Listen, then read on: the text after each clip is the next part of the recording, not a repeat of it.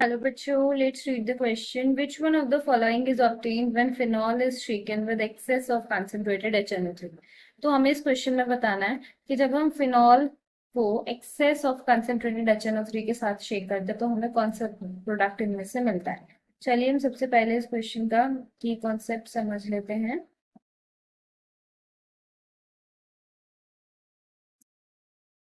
इसका की कॉन्सेप्ट है बच्चों नाइट्रेशन ऑफ फिनॉल। ठीक है, तो फिनॉल का नाइट्रेशन रिएक्शन हमें देखना है। तो क्या होता है कि जब हम फिनॉल की रिएक्शन कंसंट्रेटेड HNO3 से कराते हैं,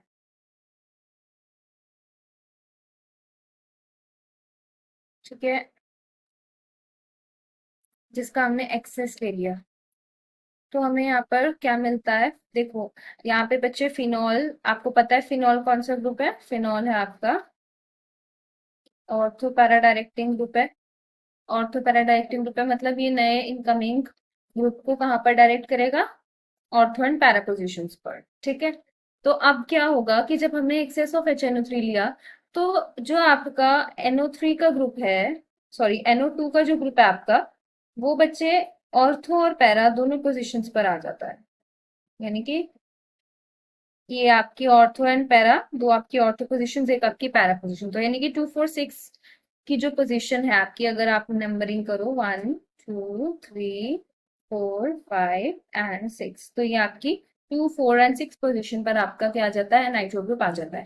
बनना तो चाहिए था या तो खाली आपका NO2 ग्रुप, अगर आपका खाली ऑर्थो पोजीशन पर आता, या फिर NO2 ग्रुप आपका दूसरा कहाँ पर आता, दूसरे प्रोडक्ट में पैरा पोजीशन पर आता। यानी कि हमें तो या तो मिक्सचर मिलना चाहिए था, बट मिक्सचर भी नहीं मिलता, या खाली ऑर्थो का प्रोडक्ट मिलता, बट ऐसा भी नहीं होता है।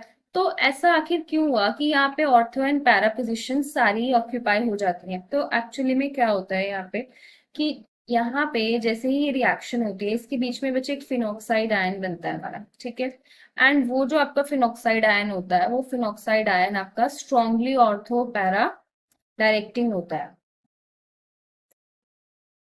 तो उसका इफेक्ट इतना ज्यादा स्ट्रांग हो जाता है क्योंकि वो हाईली स्टेबल है। उसके रेजोनेंस स्ट्रक्चर्स जो हैं, अगर हम बात करें फिनॉक्साइड आयन, देखो फिनॉक्साइड आयन का ये स्ट्रक्चर होता है आपका, ये बीच में हमारा बनता है इंटरमीडिएट। ठीक है, उसके बाद ये फिर आपका किस में कन्वर्ट हो जाता है, फाइनली वापस से फिनॉल में कन्वर्ट होता है। जैसे ये क्योंकि H+ होता है ना आपका एसिड में, इसलिए तो ये क्या होता है, फिनॉक्साइड आयन बीच में ये जो बनता है, ये स्ट्रांगली ऑर्थो पैरा डायरेक्टिंग होने की वजह से ये हाईली एक्टिवेट कर देता है आपकी ऑर्थो एंड पैरा पोजिशंस को।